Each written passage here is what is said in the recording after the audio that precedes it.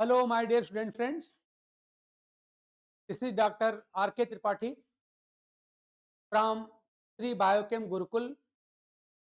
Dear students, आज हम एक ऐसे टॉपिक पर आपसे बात करने जा रहे हैं जो जीओसी का टॉपिक है, जनरल ऑर्गेनिक केमिस्ट्री का टॉपिक है।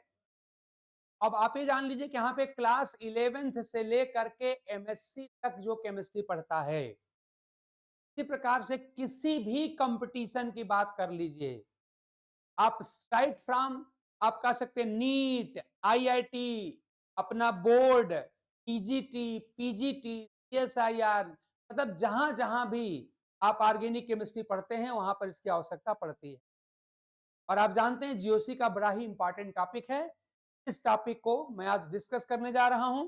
ये टॉपिक मैंने कहा ना कि केमिस्ट्री अगर ऑर्गेनिक पढ़ना है, स्पेशली अगर मान लीजिए अगर एरोमेटिक केमिस्ट्री की बात करनी है तो आपको ये टॉपिक पढ़ना ही पड़ेगा, पर मास्टर लेवल कमांड करना ही पड़ेगा।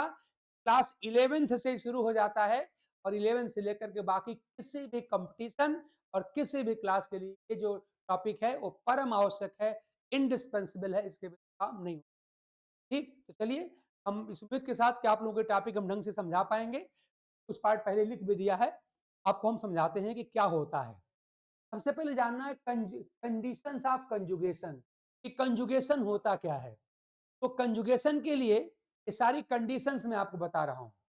ये कंडीशंस आप जब याद कर लेंगे, इसी से लेके आगे चल के हम लोग रेजोनेंस पढ़ लेंगे, रेजोनेंस और मेसोमेरिक इफेक्ट पढ़ लेंगे, तो आप जानते हैं आपकी एरोमेटिक केमिस्ट्री का बैकबोन है।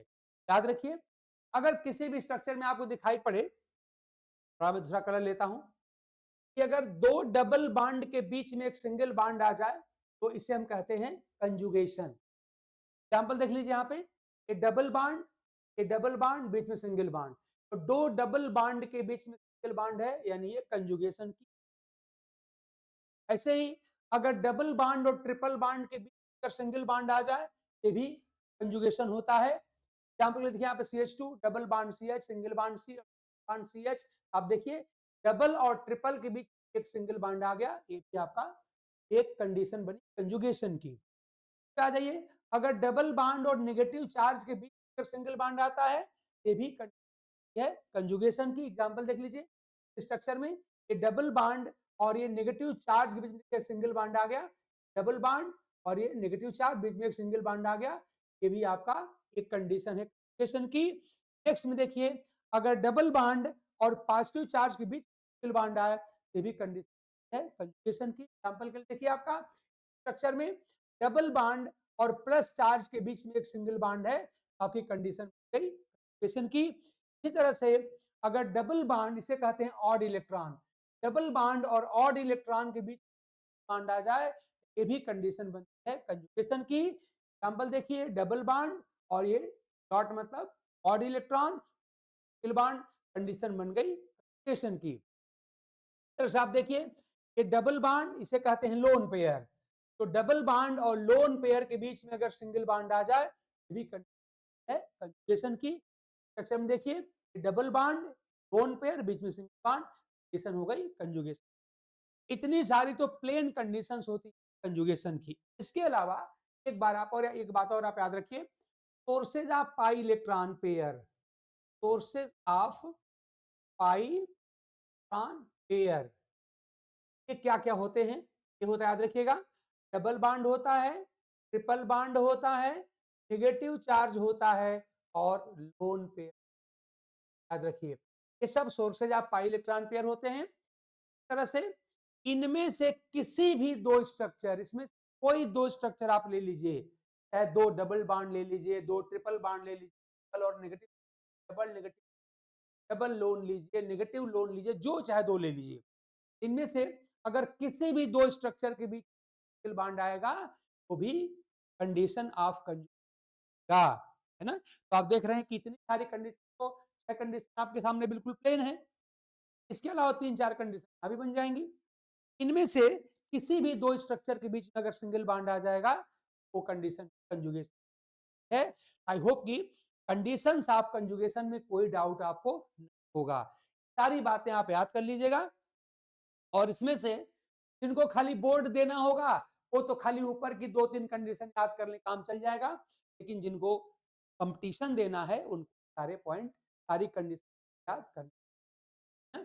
कहा ना क्लास 11 से शुरू हो जाता है। क्लास 11, क्लास 12 किसी भी बोर्ड का हो, क्लास 12 का बोर्ड, आईआईटी देना हो, नीट देना हो, टीजी, एसआईआर, कोई भी एग्जाम देना हो, बीएससी करना हो, एमएससी करना हो, मतलब जहां ऑर्गेनिक केमिस्ट्री है, वहां पे आपका ये सब्जेक्ट है। बात याद रखिए, ठीक है ना? तो हम लोग, आई होप कि लोग समझ गए कि कंडीशंस ऑफ कंजुगेशन क्या होती है। अगर हमको इतना याद आ गया, तो हमको 2 पॉइंट और जानना है। वो पॉइंट देखिए कि कंडीशन की विशेषता क्या होती है, यानी कि क्या कैरेक्टर क्या होता है। तो अगर मैं पूछूं, अगर क्या कि इफेक्ट क्या होता है, इफेक्ट ऑफ कंजुगेशन, कंजुगेशन का प्रभाव क्या होता है। तो हिंदी मीडियम के छात्र हैं, उनके लिए मैं अब लिख तो नहीं रहा हूं, लेकिन मैं बोल दे रहा हूं कंजुगेशन का प्रभाव क्या होगा। तो ये मेरा वीडियो हिंदी मीडियम के छात्रों के लिए इंपॉर्टेंट है। और आप जानते हैं कि ऑर्गेनिक केमिस्ट्री का कोई बहुत मतलब होता भी नहीं है। भाई क्या कोई फार्मूला होगा तो आपको हिंदी में लिखेंगे? हिंदी क्या, दुनिया किसी भाषा में नहीं लिखेंगे। वो तो आपको आईपीएससी का स्टैंडर्ड है, अपना बताना है कि भाई लेटर आते हैं, रिकमेंडेशन आईपीएससी। पहली बात याद रखिएगा, तो कंजुगेशन होता है, वो पाई इलेक्ट्रॉन पेयर को डीलोकलाइज कर देता है। याद रखिए, पाई इलेक्ट्रॉन पेयर के सोर्स आप जरूर याद रखेंगे, मैं आपको दिखाया था। देखिए sources of pi electron pair, ये आप जरूर याद रखेंगे। डबल बॉन्ड में आप जानते हैं एक सिग्मा और एक पाई होता है। ट्रिपल बॉन्ड में आप जानते हैं एक सिग्मा और 2 पाई होता है। नेगेटिव में आपका एक पाई इलेक्ट्रॉन पेयर होता है, और लोन पेयर में भी एक पाई इलेक्ट्रॉन पेयर होता है। ये सोर्सेज ऑफ पाई इलेक्ट्रॉन आप अवश्य याद रखेंगे, ठीक ना? तो ये क्या करता है कि पाई इलेक्ट्रॉन पेयर को डीलोकलाइज मतलब ट्रांसफरेबल बना दे। अभी मैं करके दिखाता हूं आपको क्या करता है, तो आप याद रखिएगा, conjugation makes the pi electron pair delocalise. इसका पहला इफेक्ट है, कंजुगेशन जो होता है पाई इलेक्ट्रॉन को ट्रांसफरेबल बना देता है। Conjugation makes the pi electron pair, pi electron pair delocalise. वाले मेरी बात सुन के, डीलोकलाइज का मतलब होता है ट्रांसफरेबल।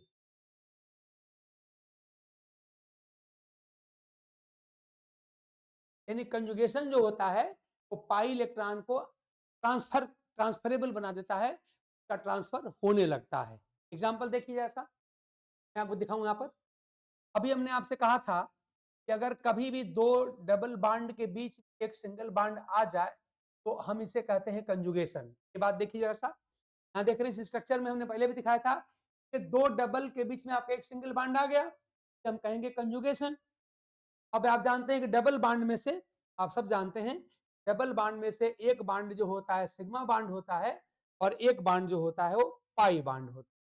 एक सिग्मा हो गया और आपका एक पाई हो गया। देखिए सिग्मा एक पाई, आप जानते हैं सिंगल बॉन्ड आपके सिग्मा बॉन्ड होते हैं, डबल बॉन्ड में एक आपका सिग्मा होता है और एक पाई होता है, तो जानते हैं आप। तो जो पाई बॉन्ड होते हैं, ध्यान दीजिएगा, एक पाई बॉन्ड में एक पाई इलेक्ट्रॉन पेयर होता है। पाई इलेक्ट्रॉन पेयर को डिलोकलाइज कर देता है। अब ध्यान दीजिएगा, 2 डबल के बीच में सिंगल बॉन्ड आ गया, कंजुगेशन हो गया। तो इस कंजुगेशन देखिए, ये पाई इलेक्ट्रॉन पेयर और ये पाई इलेक्ट्रॉन दोनों क्या हो गए, कंजुगेशन में है। ये दोनों क्या हो गए, ट्रांसफरेबल हो गए। ये डीलोकलाइज ट्रांसफरेबल यानी अब इनका ट्रांसफर होगा। अब देखिए क्या हो जाएगा, तो इस मान लो अगर मैं नंबरिंग करूं थोड़ा सा, देखिए कि मान ली कार्बन नंबर 1 है, तो इसको 4 कार्बन का याद रखिएगा कि जो पाई इलेक्ट्रॉन पेयर कार्बन नंबर 3 और 4 के बीच में शेयर हुए थे, अब क्या करेंगे, शेयर से निकल के ट्रांसफर होकर देखिए कार्बन नंबर 4 पे आ गए, है ना? आप देख रहे हैं 2 डबल बॉन्ड के बीच में एक सिंगल बॉन्ड आया, क्या आपने कहा था, कंजुगेशन। और कंजुगेशन का प्रभाव क्या है, conjugation makes the pi electron pair localise या ट्रांसफरेबल। पाई इलेक्ट्रॉन को ट्रांसफर कर देता है, पाई इलेक्ट्रॉन का ट्रांसफर होने लगता है, ठीक है ना? ये देखिए पाई इलेक्ट्रॉन का ट्रांसफर हो गया। अब इसी डीलोकलाइज पाई इलेक्ट्रॉन के ट्रांसफर को ही हम कहते हैं रेजोनेंस इफेक्ट, ध्यान दीजिएगा। तो हम ऐसे एरो बनाए हैं, इस एरो को हम कहते हैं फिश हुक एरो। ये जो मछली मारने की कटिया होती है वो इसी तरह की होती है, ठीक ना, तरह से दिखाया जाए। जहां जहां कहीं भी आपको इस तरह की चीज दिखाई जाए, समझिए वहां पाई इलेक्ट्रॉन का ट्रांसफर हो गया, और जो इलेक्ट्रॉन कार्बन नंबर 3 और 4 के बीच में शेयर में लगे थे वो ट्रांसफर कार्बन नंबर 4 पे आ गए। अब देखिए, अब इसका परिणाम क्या होता है, परिणाम को डबल हेडेड एरो से दिखाया जाता है। तो क्या हो जाएगा, बाकी सब आपका जैसा था वैसा रहेगा, कार्बन नंबर 2 तक वैसे ही रहेगा, आपका रहा H2 डबल बॉन्ड CH और सिंगल बॉन्ड CH।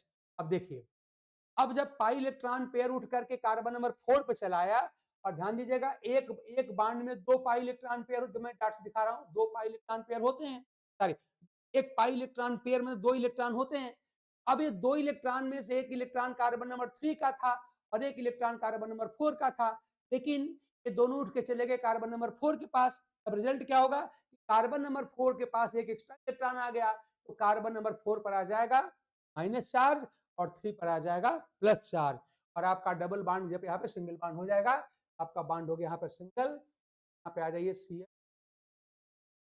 पर आ जाएगा नेगेटिव चार्ज, यहाँ पर आ गया पॉजिटिव चार्ज।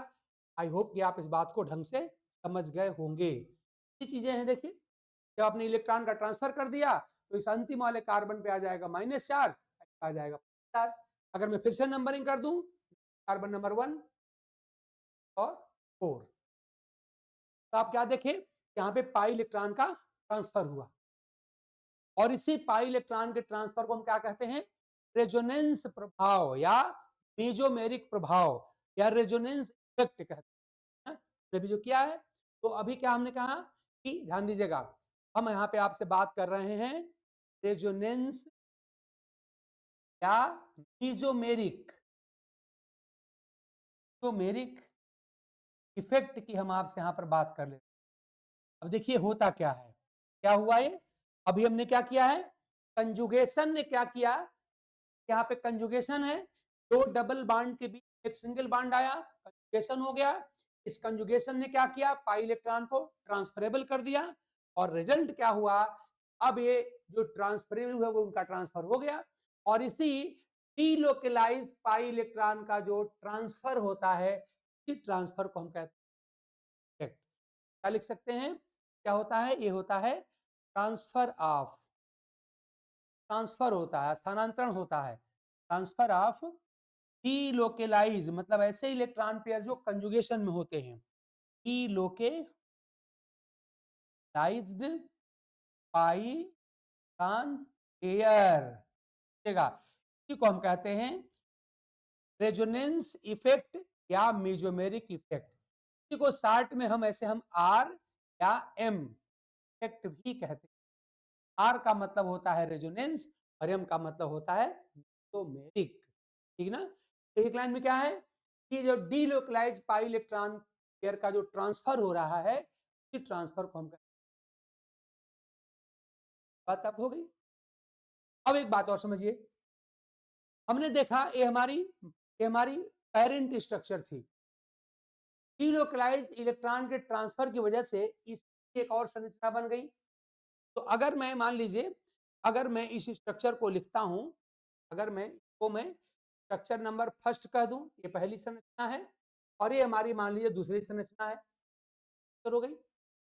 अब देखिए, जैसा हमने आपको एक और पॉइंट दिखाया था कंजुगेशन में, कि अगर डबल बॉन्ड और प्लस चार्ज के बीच में अगर सिंगल बॉन्ड आता है तो भी कंजुगेशन होता है, पता था ना, कि अगर डबल बॉन्ड और प्लस चार्ज, देखिए यहाँ पर आपका डबल बॉन्ड है और ये प्लस चार्ज है, अगर इसके बीच में सिंगल बॉन्ड आएगा तो भी आपका कंजुगेशन होगा। अच्छा, मतलब कि फिर कंजुगेशन हो गया, और कंजुगेशन का अगर फिर इलेक्ट्रॉन को ट्रांसफर कर देगा, अब देखिए जैसा फिर आपका ये पाई इलेक्ट्रॉन यहाँ से ट्रांसफर हो जाएगा। अब देखिए इसका रिजल्ट क्या होगा, कि एक और नई आपको आ रही है, वो क्या मिलेगी, देखिए जब ये पाई इलेक्ट्रॉन पेयर यहाँ से यहाँ ट्रांसफर हो गया, डबल बॉन्ड यहाँ था कार्बन नंबर 1 और 2 के बीच में, चला जाएगा 2 और 3 के बीच में चला जाएगा, तो हमारी संरचना क्या बन जाएगी, हमारी बन जाएगी CH2, बॉन्ड आपका सिंगल हो गया, और यहाँ पे CH केवल बॉन्ड अब डबल हो जाएगा। देखिए बॉन्ड अब डबल करिए, और जब इलेक्ट्रॉन आएंगे यहाँ पर तो इलेक्ट्रॉन पे होता है नेगेटिव चार्ज, उस नेगेटिव चार्ज की वजह से यहाँ का प्लस चार्ज यूटिलाइज जाएगा, यहाँ पर कोई चार्ज नहीं रह जाएगा, यहाँ पर आपका हो गया फिर माइनस चार्ज। और जब इलेक्ट्रॉन यहाँ से यहाँ ट्रांसफर होंगे, आप जानते हैं यहाँ पर एक बांड में 2 इलेक्ट्रॉन होते हैं, और 2 इलेक्ट्रॉन में से एक इलेक्ट्रॉन कार्बन नंबर 1 का भी तो था, तो इस 1 का भी इलेक्ट्रॉन चला गया, तो 1 पे आ जाएगा आपका है? अब आप देख पा रहे होंगे कि अब हम इस एक पेरेंट स्ट्रक्चर के अंदर कंजुगेशन के उपस्थिति के कारण जो पाई इलेक्ट्रॉन पेयर डिलोकलाइज यानी ट्रांसफरेबल हुए, उनका रिजल्ट ये हुआ, एक ही कंपाउंड का 1, 2 और 3 स्ट्रक्चर, ये स्ट्रक्चर नंबर 3 बन गई, 3 संरचनाएं। तो जहां कहीं भी कंजुगेशन होता है, याद रखिएगा, जहां कहीं भी होता है वहां पाई इलेक्ट्रॉन पेयर डिलोकलाइज होते हैं, और ऐसे कंपाउंड की जो प्रॉपर्टी होती है, जो गुण होते हैं, एक संरचना द्वारा नहीं बताए जा सकते। यानी कि इस पूरे कंपाउंड के जो गुण होंगे, जो प्रॉपर्टीज होंगी, वो खाली संरचना द्वारा नहीं बताई जा सकती। इसके लिए क्या करना होता है, ऐसे इलेक्ट्रॉन का ट्रांसफर करा के और आपको एक से ज्यादा स्ट्रक्चर बनानी पड़ती है। यानी ऐसे कंपाउंड जो होते हैं वास्तव में ये मोर देन वन फॉर्म में पाए जाते हैं। तो एक ही मॉलिक्यूल देखिए आपका हमारा 1, 2 और 3 रूपों में लिख दिया यानी पाया जा रहा है। किसी मॉलिक्यूल का मोर देन वन फॉर्म में एग्जिस्ट करना ही कहलाता है रेजोनेंस या मेसोमेरिज्म कहलाता है। हिंदी में उसको हम लोग अनुनाद कहते हैं, अनुनाद। बेटर होगा आप रेजोनेंस याद करें, रेजोनेंस कहलाता है। ध्यान दीजिएगा, एक से अधिक संरचना का पाया जाना रेजोनेंस है, और इस डीलोकलाइज्ड पाई इलेक्ट्रॉन का जो ट्रांसफर है वो रेजोनेंस इफेक्ट या प्रभाव है। ये दोनों वर्ड बड़े मिलते जुलते और बड़े कंफ्यूजिंग हैं।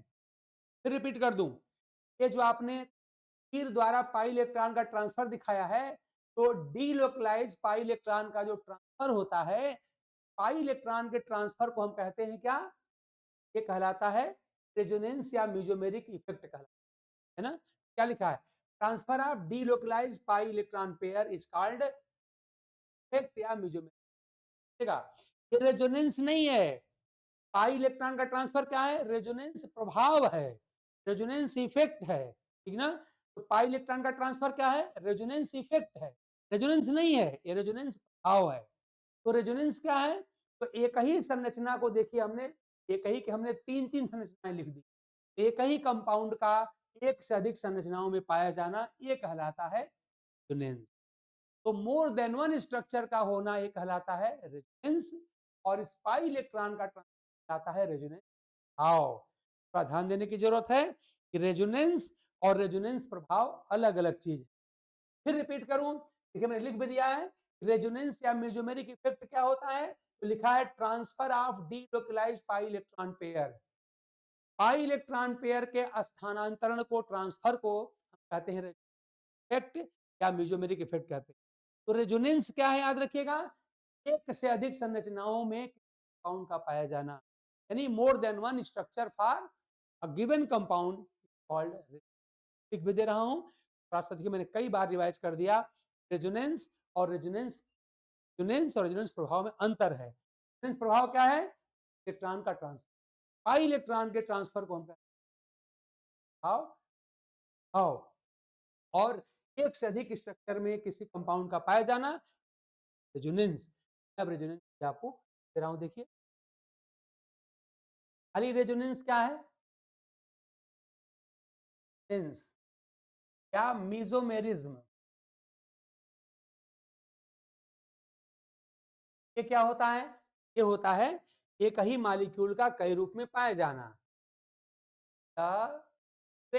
घटना, of existence of a given compound, a given molecule,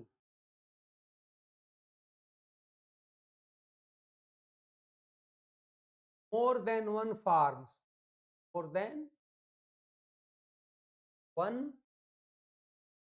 forms, इसको स्ट्रक्चर भी आप कह सकते हैं, फॉर्म है।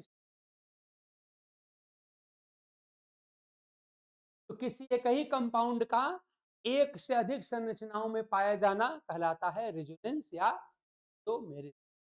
मैंने आपसे क्या कहा कि जिन कंपाउंड में कंजुगेशन होता है उनकी उनका जो प्रॉपर्टी होता है खाली एक स्ट्रक्चर से नहीं बताया जा सकता।